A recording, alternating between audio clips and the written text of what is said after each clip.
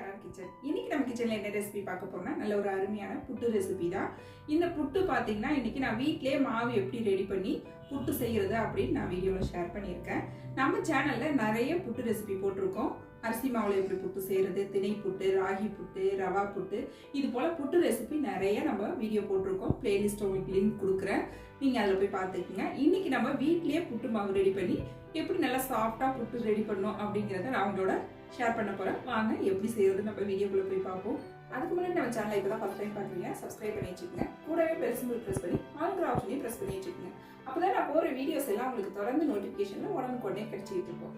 இப்போ வாங்க இந்த புட்டு ரெசிபி எப்படி செய்யறதுன்னு பார்த்துடலாம்.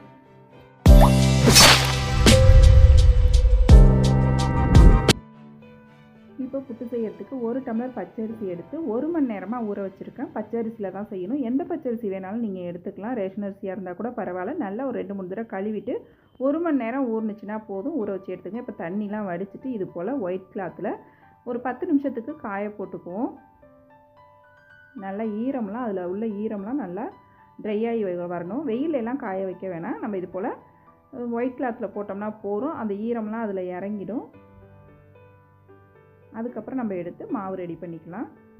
இப்போ நல்லா இது காயட்டும். ரொம்பவும் நிறைய காய வச்சிடக்கூடாது. லைட்டான ஈரப்பதம் இருக்கணும் கொஞ்சம் நமக்கு. இப்போ அரிசி நல்லா உணர்ந்துட்டு பாருங்கள். கையால் தொட்டோம் அப்படின்னாக்கா லைட்டாக ஒட்டி வரணும். இதுதான் கரெக்டான பதம். அரிசி இந்த அளவுக்கு காஞ்சிச்சுன்னா போதும். ரொம்ப ட்ரையாக காய விட்டுறாதீங்க. இப்போ மிக்ஸி ஜாரில் சேர்த்து நம்ம அரைச்சி எடுத்துக்குவோம். புட்டு மாவு பார்த்திங்கன்னா கொஞ்சம் கொரப்பாக இருக்கணும் மாவு. அப்போ தான் புட்டு நல்லாயிருக்கும். இப்போ சல்லடை பார்த்திங்கன்னா ஒரு 2 சல்லடை இருக்கும். நைஸாக ஒன்று இருக்கும், கொஞ்சம் கொரப்பாக உள்ளது இருக்கும். நம்ம கொரப்பாக உள்ள சல்லடையே எடுத்துக்குவோம்.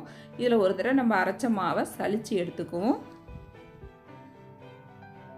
இப்போ மாவை நல்லா சலித்து எடுத்தோம் அப்படின்னாக்கா கடைசியாக கொஞ்சமாக கப்பி இருக்கும். அது நமக்கு தேவையில்லை, எடுத்து போட்டுடலாம். மிக்சியில் அரைக்கிறதுனால பார்த்திங்கன்னா அதில் அரிசி தங்கும் கொஞ்சம் 1-2. அதுக்காக தான் நம்ம சலித்து எடுத்துக்கணும். இப்போ பார்த்திங்களா கொஞ்சமாக இருக்குது. இதை நம்ம தூக்கி போட்டலாம், தேவையில்லை. இப்போ சலித்த இந்த மாவை நம்ம நல்லா வறுத்து எடுத்துக்கணும். அடுப்பில் கடாய் வச்சு நல்லா பொறுமையாக ஸ்லோ ஃப்ளேமில் வச்சு நல்லா வறுத்து எடுத்துக்கணும் மாவு. இந்த ஈரப்பதம்லாம் போய் மாவு நல்லா உதிரியாக வரணும். அது வரைக்கும் நல்லா வறுத்து விட்டுக்கிட்டே இருங்க. கைவிடாமல் நல்லா கலந்து கொடுத்துக்கிட்டே இருந்தீங்கன்னா ஒரு 10 நிமிஷத்துக்குள்ளே நமக்கு ரெடி ஆகிடும். மாவு நல்லா இந்த அளவுக்கு வறுபட்டு வரணும். கையில் எடுத்து போட்டோம் அப்படின்னாக்கா நல்லா உதிரியாக கொட்டணும். நல்லா மாவு இந்த அளவுக்கு வறுத்து எடுத்து வச்சுக்கோங்க. நீங்கள் நிறைய ரெடி பண்ணுறீங்கன்னா கூட இது போல் நல்லா வறுத்துட்டு ஒரு 1 மணி நேரம் வெயிலில் காய வச்சு ஸ்டோர் பண்ணி வச்சிட்டிங்கன்னா நமக்கு எப்போ வேணுமோ அந்த மாவு எடுத்து புட்டு செஞ்சுக்கலாம். இப்போ ஒரு 1/2 டீஸ்பூன் அளவுக்கு உப்பு சேர்த்து நல்லா கலந்து எடுத்துக்கங்க. அதுக்கு முன்னாடி மாவை நல்லா ஆற வச்சு எடுத்துக்கங்க. கொஞ்சம் கூட சூடு இருக்கக்கூடாது. இப்போ இதில் கொஞ்சமாக தண்ணி தெளித்து மாவு பிசைஞ்சு எடுத்துக்கணும். பச்சை தண்ணி தான் தெளிச்சுக்கிறேன்.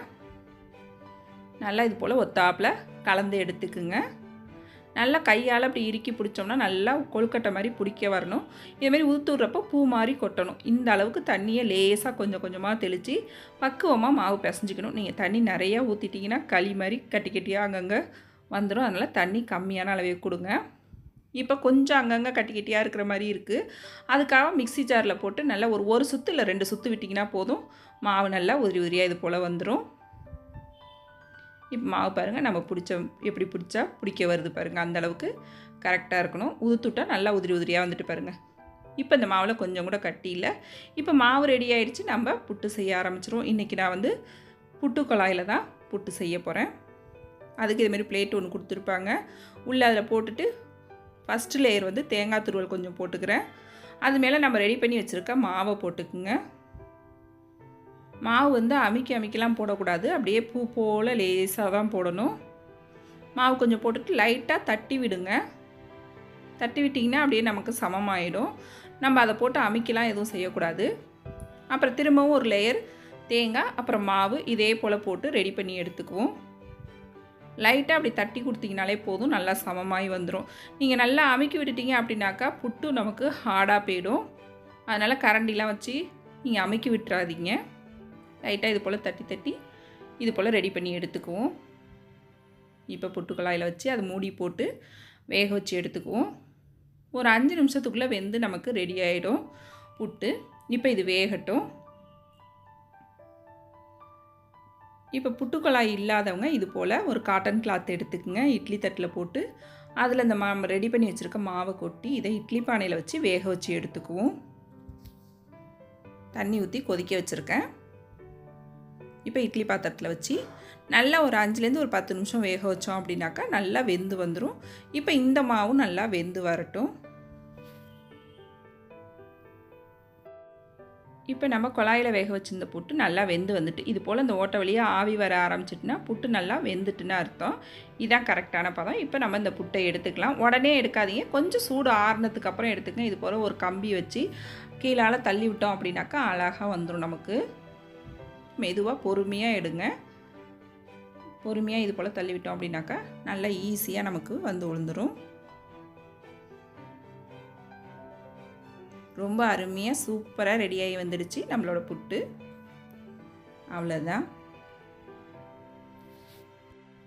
இப்போ இந்த புட்டு கூட இன்றைக்கி நான் சாப்பிட்றதுக்கு கடலைக்கறி தான் ரெடி பண்ணியிருக்கேன். கடலைக்கறி மட்டும் இல்லைங்க, இதில் கிரேவி ஐட்டம் எதாக இருந்தாலும் சேர்த்து சாப்பிட்லாம். ரொம்ப சூப்பராக இருக்கும். ஒரு குருமா வச்சு சாப்பிட்லாம், இல்லை சிக்கன் கறி வச்சு சாப்பிட்லாம், இதுமாரி கடலைக்கறி வச்சு சாப்பிட்லாம். எல்லாத்துக்கூடையும் சாப்பிட்றதுக்கு ரொம்பவே சூப்பராக இருக்கும். மாவு நம்ம வீட்டிலே இது போல் தயார் பண்ணி செய்கிறது இன்னுமே ரொம்ப சாஃப்டாக இருக்கும். புட்டு நல்லா சூப்பராக இருக்கும் டேஸ்ட்டாக. இது போலவும் சாப்பிட்டுக்கலாம். இனிப்பு பிடிக்காதவங்க இது போல் செஞ்சு சாப்பிட்டுக்குங்க. இனிப்பு பிடிக்கும் அப்படிங்கிறவங்க அதுக்கு மாவை இது போல் வேக வச்சு இந்த வெந்த மாவை நம்ம ஒரு பாத்திரத்துக்கு மாற்றிக்கணும். இப்போ மாவு வெந்துட்டான்னு பார்க்குறதுக்கு கொஞ்சோண்டு எடுத்து கையால் உருட்டினீங்க அப்படின்னாக்கா நல்லா உருண்டு வரும் மாவு. நம்ம கொழுக்கட்டை உருட்டுற மாதிரி நல்லா உருண்டு வரும். அதான் கரெக்டான பக்குவம். இப்போ பாருங்கள் நல்லா உருண்டு வருது பாருங்கள். இதை சரியான பக்குவம். இப்போ மாவை நம்ம ஒரு பாத்திரத்துக்கு மாற்றிக்குவோம்.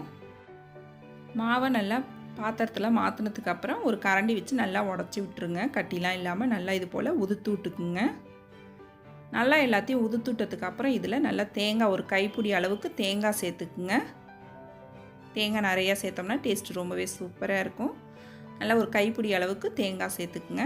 தேங்காய் சேர்த்ததுக்கப்புறம் இதில் ஒரு 1/2 டீஸ்பூன் அளவுக்கு ஏலக்காய் தூள், ஒரு 2 டீஸ்பூன் நெய் சேர்த்துக்குங்க. நெய் சேர்த்து செய்யும்போது நல்ல வாசனையாக டேஸ்ட்டாக இருக்கும். ரொம்ப விரும்பி சாப்பிடுவாங்க எல்லோரும். அப்புறம் நான் இன்றைக்கி சீனி சேர்த்துக்கிறேன். இந்த ஜீனி பிடிக்காது அப்படிங்கிறவங்க நாட்டு சர்க்கரை கூட சேர்த்து செஞ்சுக்கலாம்.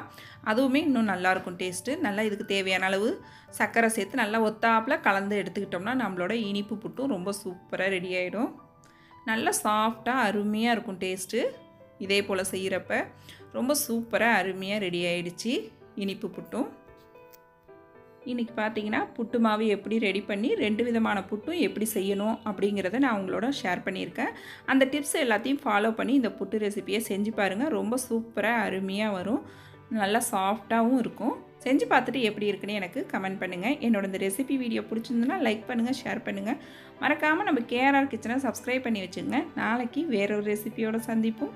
தேங்க்ஸ் ஃபார் வாட்சிங்.